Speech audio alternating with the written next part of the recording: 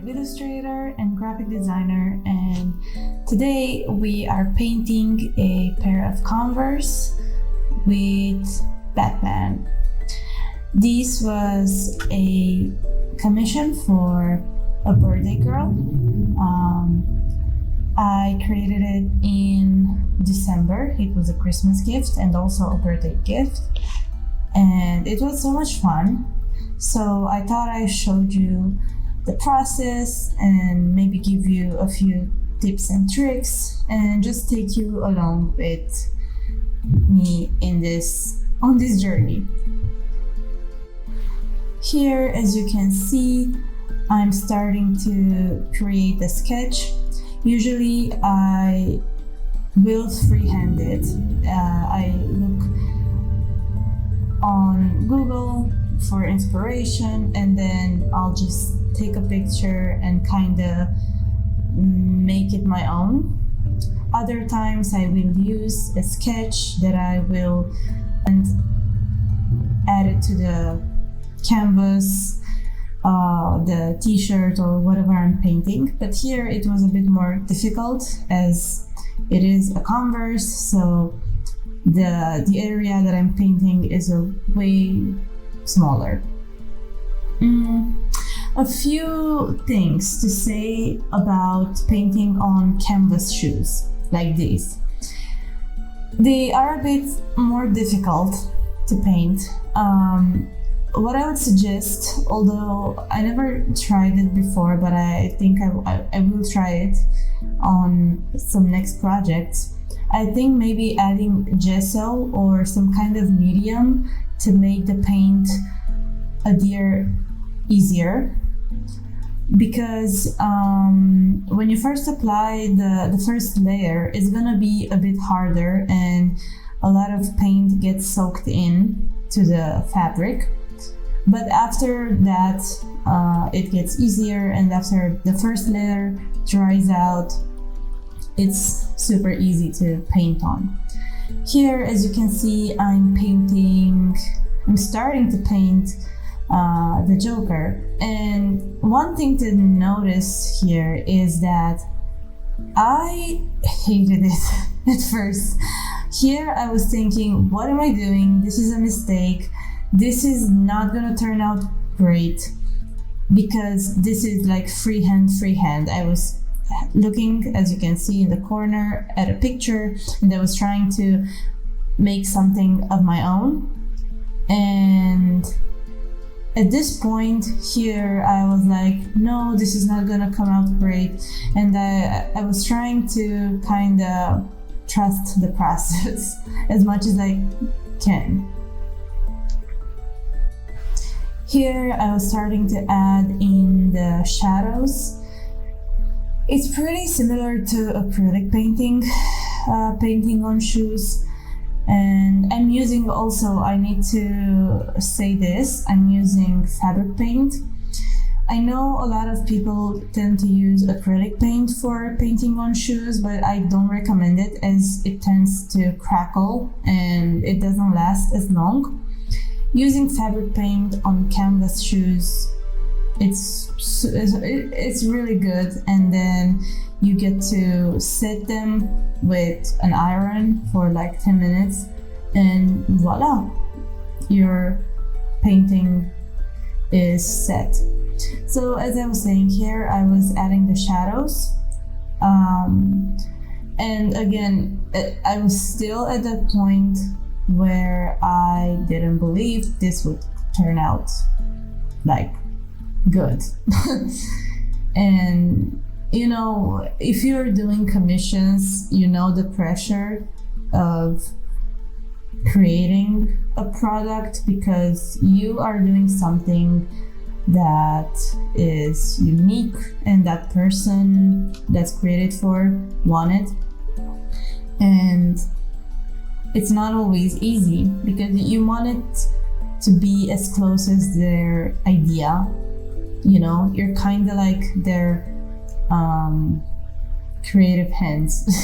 That sounds bad, but I hope it makes sense. Here I was starting to add some details to the jacket. As you can see, it's really starting to look good. So trust the process always.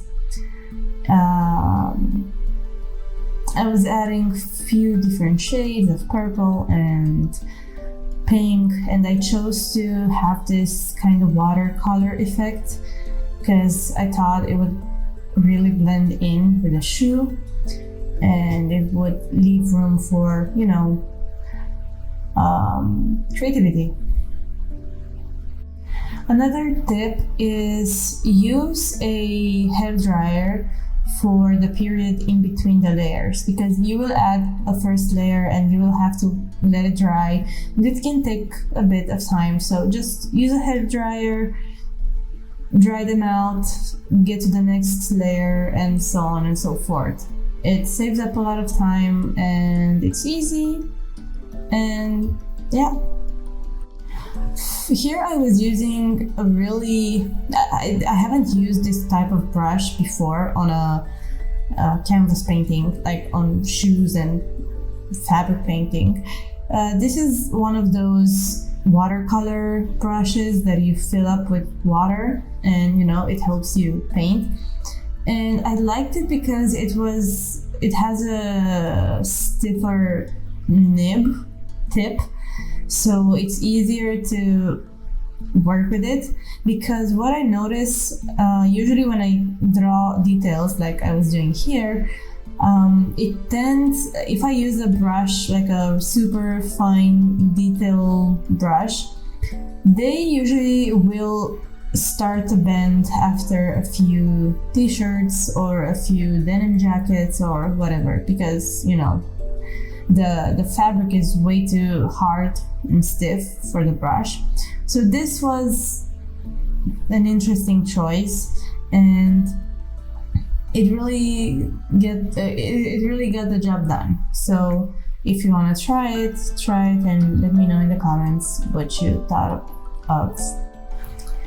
Here I was using some green paint to create the hair, and again I went with the watercolor theme because it was easier, and it was just, it leaves room for mistakes, so to say, because you can't really see well here, but I was starting to add in the other details from the Joker. The girl that ordered these shoes, she really wanted to capture his personality, and we went for this. One side we wrote "You complete me," and then on the other side we kind of went with the ha ha ha ha ha theme. And then the other Converse was Batman, and he had the writing "I am vengeance." And yeah, here I was starting to draw the ha-has, and I wanted to be bloody and to be in his style, to kind of make it more like creepy in a way. And I wanted to go with the old style, like the comics, and I know he turned out to be more of a Heath Ledger than an old Joker from the comic books, but that's okay. I really liked how it turned out. I didn't actually expect it to turn out like this, because I didn't use a Heath Ledger reference, so I think it was just something that I was having as an idea in my mind.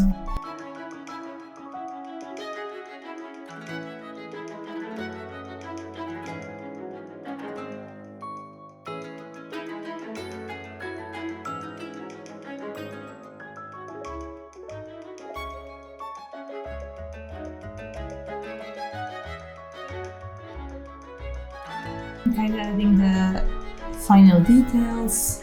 I used a textile fabric marker to adding some black inking to make it more of a comic-like drawing.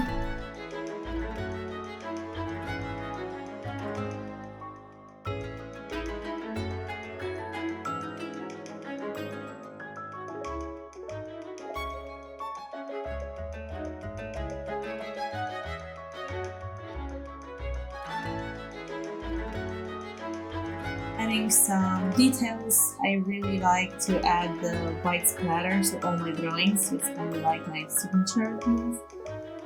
I feel like it completes the drawing.